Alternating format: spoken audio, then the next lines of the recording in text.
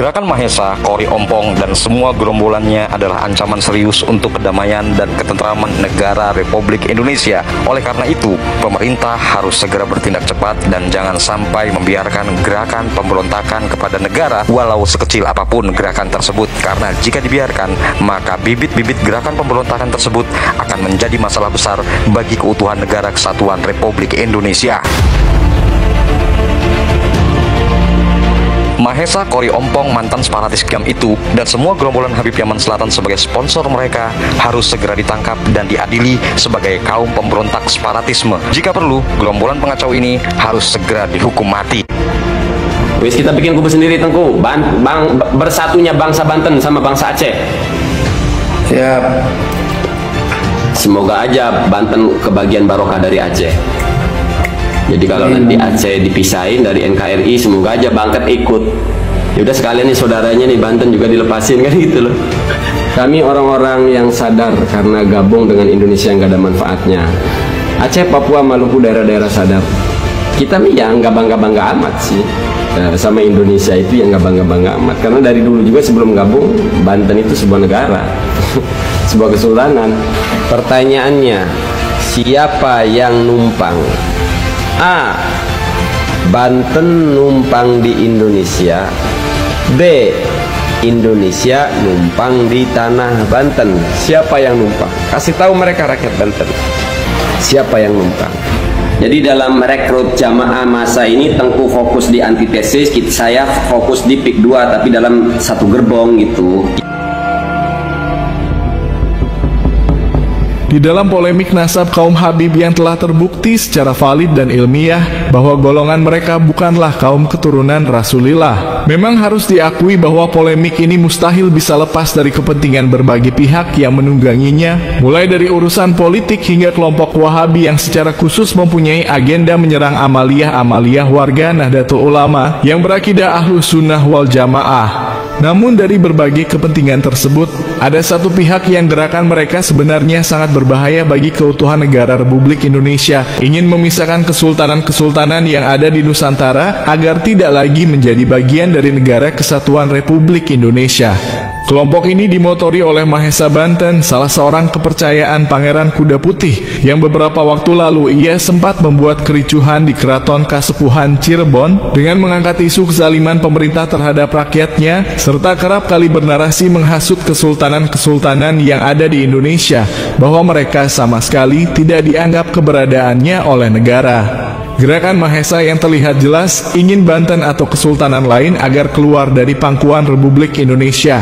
Entah itu semua merepresentasikan pemikiran dari Pangeran Kuda Putih atau Pangeran Heru yang sedang berebut kekuasaan dengan Sultan di Kasepuhan Cirebon. Terlihat jelas di setiap narasinya bahwa ia berada di pihak rakyat yang sedang dizalimi oleh pemerintah memperjuangkan kepentingan rakyat. Namun ujung-ujungnya selalu menyelipkan narasi bahwa kesejahteraan bisa terwujud jika masyarakat kembali menghidupkan kesultanan atau kerajaan mereka, seperti masa dahulu di mana belum ada negara kesatuan Republik Indonesia.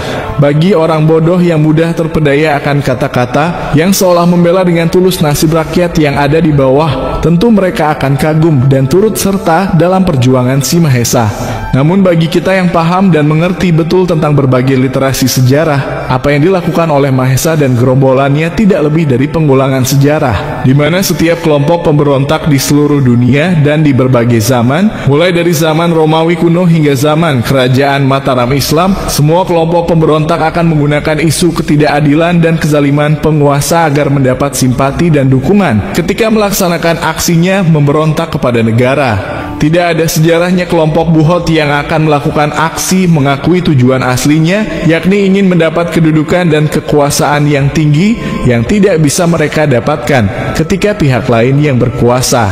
Lebih konyol lagi, si Mahesa kerap kali bernarasi bahwa negara Republik Indonesia tidak berhak atas setiap jengkal tanah Nusantara, karena dahulu Nusantara adalah wilayah dari berbagai kesultanan yang dipaksa bergabung menjadi Indonesia. Hal tersebut terlihat jelas ketika dia mengomentari pernyataan Profesor Mahfud MD yang mengatakan bahwa kemerdekaan Indonesia sama sekali tidak ada golongan Habib yang ikut di dalamnya.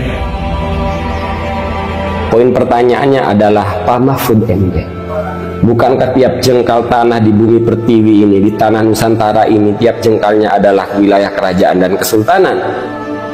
Lalu kenapa ketika perkumpulan BPUPKI itu jumlah raja cuma secuil? Kalau tak salah 6 ya Pak Mahfud MD.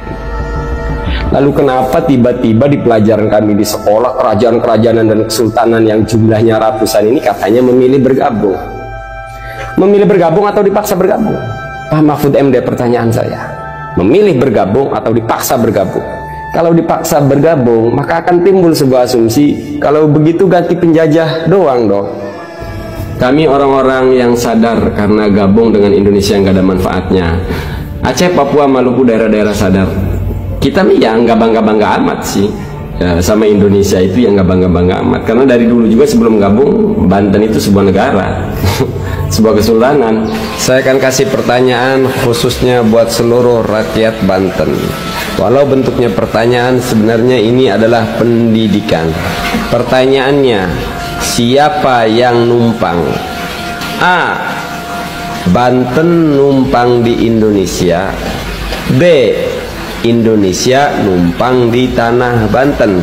Siapa yang numpang? Kasih tahu mereka rakyat Banten, siapa yang numpang. Pemikiran konyol si Mahesa tentu saja sangat berbahaya jika menjangkiti dan menular ke segenap anak bangsa, di mana jika setiap orang di berbagai wilayah di Indonesia merasa bahwa negara Indonesia tidak berhak atas wilayah mereka, maka sudah pasti akan timbul huru-hara di setiap penjuru Nusantara. Tidak bisa menerima perubahan zaman dan peradaban, merasa dirinya pintar padahal pemikiran dia sangatlah konyol luar biasa. Jika dia memiliki pemikiran bahwa negara kesatuan Republik Indonesia hanya numpang di tanah Banten karena sebelumnya wilayah tersebut adalah wilayah kesultanan, lalu sebelum berdirinya Kesultanan Banten, wilayah tersebut wilayahnya siapa? Jika dia dan gerombolannya merasa paling berhak atas Banten daripada Indonesia, bukankah sebelum adanya Kesultanan Banten, wilayah tersebut ada di bawah kekuasaan Pajajaran, yang berarti orang-orang yang masih berpegang teguh atas Pajajaranlah yang paling pantas mengklaim kepemilikannya. Inilah bahaya pemikiran konyol si Mahesa.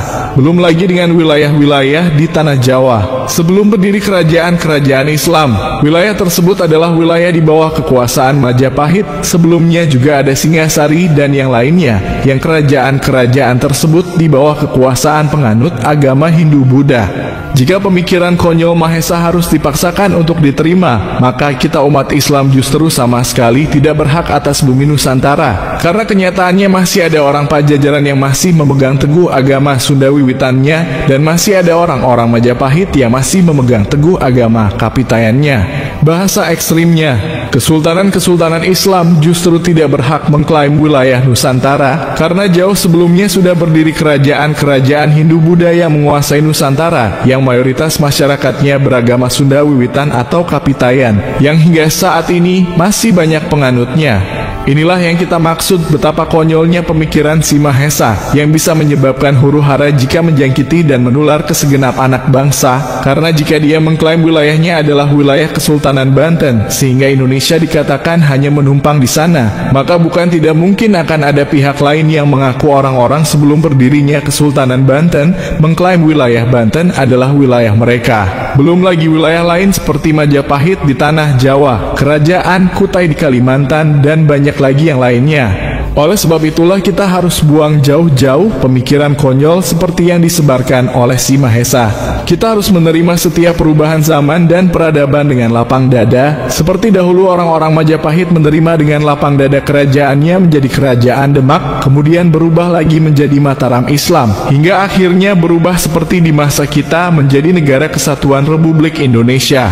Untuk itulah negara harus turun tangan dan tidak boleh diam atas gerakan Mahesa dan gerombolannya. Karena selain mengancam keutuhan negara, gerakan mereka juga bisa memecah belah seluruh anak bangsa jika banyak anak bangsa yang terjangkiti oleh gerakan Mahesa dan gerombolannya.